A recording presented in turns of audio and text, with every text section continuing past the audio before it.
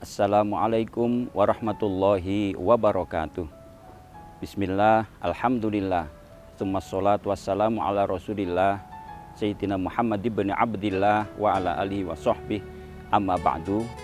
Pemirsa Batu TV rahimakumullah, alhamdulillah sampai hari ini kita masih dianugerahi nikmat besar oleh Allah berupa kesempatan dan kesehatan untuk menikmati ibadah-ibadah Ramadan yang sedang giat-giatnya kita laksanakan. Mudah-mudahan semua rangkaian ibadah Ramadan kita tahun ini senantiasa menjadi ibadah yang makbulah, yang diterima oleh Allah Subhanahu wa Ta'ala. Tema kita sore ini tentang ibadah puasa yang makbulah atau yang sah dan beragam kesalahan-kesalahan yang kemudian menyebabkan rusaknya ibadah puasa itu. Kita merujuk kepada sabda Rasulullah Sallallahu Alaihi Wasallam. Banyak sekali orang-orang yang berpuasa di bulan Ramadan, namun mereka tidak mendapat apa-apa dari puasanya itu kecuali rasa lapar dan haus semata. Maka Imam Al-Ghazali, seorang ulama besar, kemudian menafsir dan menjelaskan sabda Rasulullah ini dengan pernyataannya, siapa mereka sungguh pun berpuasa yang sebenarnya dijanjikan begitu banyak pahala yang berlimpah dari Allah Subhanahu wa Ta'ala, tetapi ternyata mereka tidak mendapatkan itu semua. Maka beliau katakan ada 3 macam orang yang puasanya kemudian menjadi rusak dan batal. Yang pertama, kata beliau, waladzi yafturu alal haram. Ketika siang hari dia berpuasa, dia tidak makan, tidak minum, tidak jima bersama istri, namun ketika berbuka masih tidak menjaga makanan dan minuman yang diasup dan dikonsumsinya, yang masih tercampur dengan makanan-makanan haram. Orang seperti ini maka puasanya jadi sia-sia. Yang kedua, orang-orang yang ketika puasa bisa menahan diri dari yang halal seharian penuh sejak subuh sampai maghrib, tetapi justru menyantap bangkai saudaranya dengan ghibah, dan itu tegas-tegas diharamkan juga oleh Allah. Nah, orang kedua ini juga masuk kategori yang tidak mendapat apa-apa dari puasanya kecuali rasa lapar dan haus saja. Dan yang ketiga yang lebih mendasar lagi adalah mereka-mereka yang tidak menjaga seluruh anggota badannya dari aktivitas perilaku yang dilarang oleh Allah. Walladzi la yahfazu jawarihahu anil asam. Oleh karenanya maka beliau mengkategorikan puasa itu dalam 3 klasifikasi atau 3 tingkatan. Beliau menyebut ada kalanya orang berpuasa itu dengan kelas yang paling rendah, yaitu shaumul awam, puasanya orang-orang awam, yaitu sekedar memenuhi ketentuan-ketentuan lahiriah, yaitu al-imsak anit to'am wasyarab wal jima minal fajr ilal maghrib. Tidak makan, tidak minum, tidak berkumpul istri sejak subuh sampai maghrib saja. Puasa seperti ini memang sah secara fikih, namun belum tentu mendapatkan fadilah-fadilah yang telah dijelaskan oleh baginda Nabi tadi itu. Sungguh pun dia menahan diri dari makan minum dan aktivitas lahiriah, tetapi kalau kemudian tidak menjaga ucapan, penglihatan, pendengaran, bahkan aktivitas perilaku dan langkah kaki, maka masuk kategori yang sia-sia pula puasanya.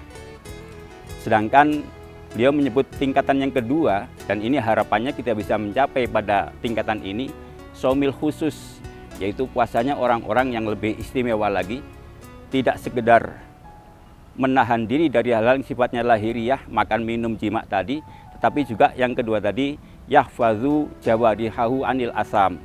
Dia bisa menjaga anggota badannya, yang dilihat, yang didengar, yang diucap, yang dilakukan, bahkan langkah kakinya dijaga dari hal-hal yang dilarang oleh Allah. Nah, maka ini masuk kategori shaumil khusus. Orang dengan kriteria inilah yang mendapatkan begitu banyak fadilah puasa, khususnya di bulan Ramadan yang dijanjikan oleh Allah tadi. Dan tentu yang lebih tinggi lagi, Imam Al-Ghazali menyebut ada puasa shaumi khususil khusus yang sangat istimewa, yaitu tidak hanya sekedar menahan dari yang lahiriah maupun aktivitas anggota badannya, tetapi bahkan aspek batiniahnya, yang menjaga hati, perasaan dan pikirannya dari hal-hal yang dilarang oleh Allah. Sekedar berpikir yang dilarang saja sudah tidak dilakukan. Bahkan sikap-sikap batin, perasaan hati misalnya dendam, marah, benci pada seseorang itu tidak ada lagi. Nah, inilah puasa yang disebut khususil khusus atau orang yang sangat istimewa. Oke, mungkin kita sebagai orang biasa tidak mudah mencapai tahapan ketiga itu, tapi paling tidak kita mesti jangan sampai berada pada gradasi yang paling bawah, yang sekedar sah secara fikih tetapi nilainya tidak dapat apa-apa kecuali rasa lapar dan haus tadi. Nah, mudah-mudahan puasa kita tahun ini sungguh bisa kita tingkatkan sampai pada kategori minimal somil khusus, puasanya orang-orang yang memang sungguh menjaga, bukan hanya dari aktivitas lahiriah yang memang disyariatkan secara fikih, tapi juga aktivitas anggota badan kita. Baginda Rasulullah pernah juga mengingatkan ada 5 hal yang bisa membatalkan atau merusak nilai puasa itu. Khamsun yuftir nas-shaim. Meskipun ini kemudian diperdebatkan di kalangan umul hadis, tetapi secara ajaran, hakikinya ajaran ini disampaikan dalam hadis-hadis Nabi terdahulu dan sahih yang lain. 5 hal yang bisa merusak puasa itu, yang pertama al-kadzib, berkata dusta atau berbohong. Yang kedua al-ghibah, menggunjing, menggosip, membicarakan orang lain. Yang ketiga an-namimah, memprovokasi, bertutur kata atau bahkan sekarang dengan tulisan-tulisan di media sosial yang memprovokasi orang untuk membenci orang lain. Dan yang keempat adalah al-yaminul ghamus, bersumpah yang palsu. Dan yang kelima adalah an-nadhru bisyahwah, tidak menjaga asyahwat, utamanya syahwatul farji. Nah, inilah maka patut kita sungguh berusaha maksimal untuk bisa meningkatkan gradasi atau kualitas puasa kita sehingga menjadi puasa yang makbulah, puasa yang dijanjikan oleh Allah. Pintunya pun di surga sudah dikhususkan, namanya Ar-Rayyan.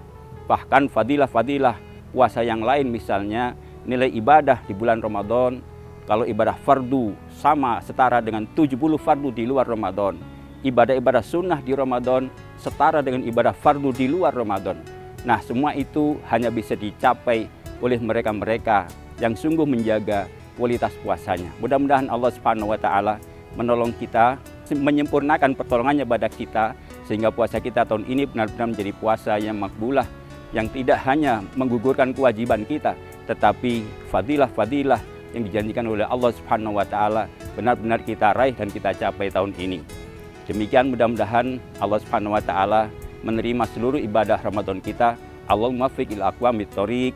Assalamualaikum warahmatullahi wabarakatuh. Pilihan hari ini menentukan masa depan esok. Universitas Islam Malang menjadi ruang bertumbuh dan berinovasi. Berbagai program studi di Unisma telah terakreditasi internasional, unggul dan baik sekali.